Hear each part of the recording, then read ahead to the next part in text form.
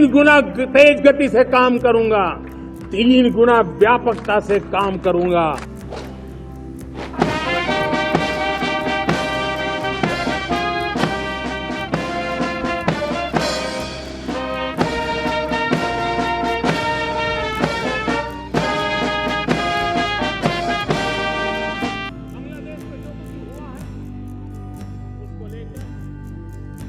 कि जिनको सजा होती है उसकी व्यापक चर्चा हो, ताकि ऐसा पाप करने वालों को भी डर पैदा हो कि ये पाप करने की हालत ये होती है कि फांसी पर लटकना पड़ता है। जो कानून धर्म के आधार पर देश को बांटते, जो ऊंच नीच का कारण बन जाते हैं, ऐसे कानूनों को आधुनिक समाज में कोई स्थान नहीं हो सकता।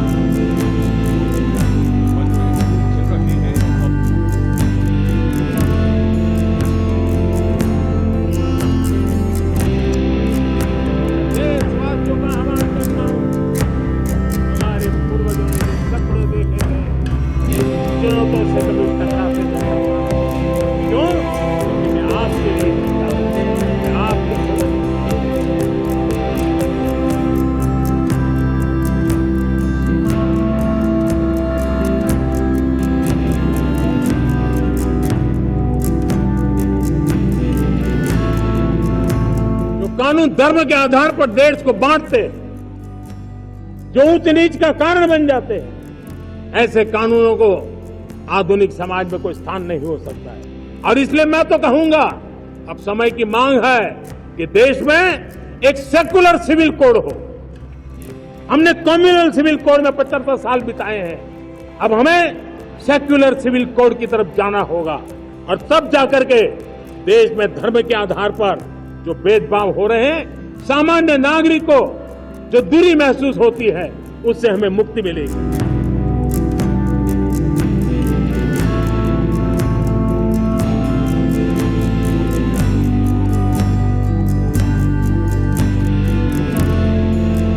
हमारी राज्य सरकारों को गंभीरता से लेना होगा। महिलाओं के विरुद्ध अपराधों की जल्द से जल्द जांच हो, राक्षसी कृत्य करने वालों को जल्द से जल्द कड़ी सजा हो, वो समाज में विश्वास पैदा करने के लिए जरूरी है। मैं ये भी बताना चाहूंगा कि जब बलात्कार की या महिलाओं पर अत्याचार की घटनाएं घटती हैं, तो उसकी बहुत चर्चा होती है, बहुत प्रचार होता है, मीडिया में छाया रहता है। लेकिन जब ऐसे राक्षसी मनोवृत्ति व्यक्ति को सजा होती है, तो वो खबरों में कहीं नजर नहीं आती है, कोने में कहीं पड़ा रहता है। अब समय की मांग है कि जिनको सजा होती है उसकी व्यापक चर्चा हो, ताकि ऐसा पाप करने वालों को भी डर पैदा हो कि ये पाप करने की हालत ये होती है कि फांसी पर लटकना पड़ता है।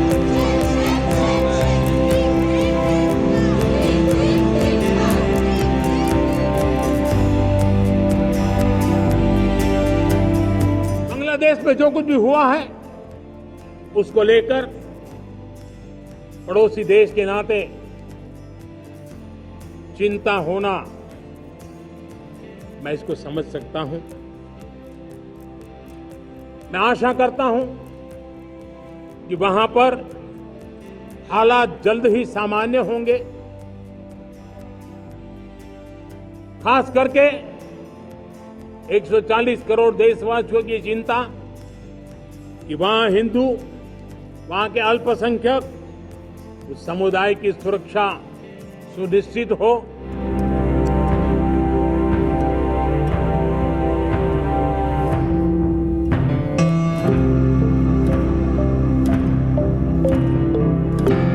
मेरे तीसरे टर्म में देश तीसरी इकोनॉमी तो बनेगा ही, लेकिन मैं 3 गुना काम करूंगा, 3 गुना तेज गति से काम करूंगा, 3 गुना व्यापकता से काम करूंगा, ताकि देश के लिए जो सपने हैं वो बहुत निकट में पूरे हों।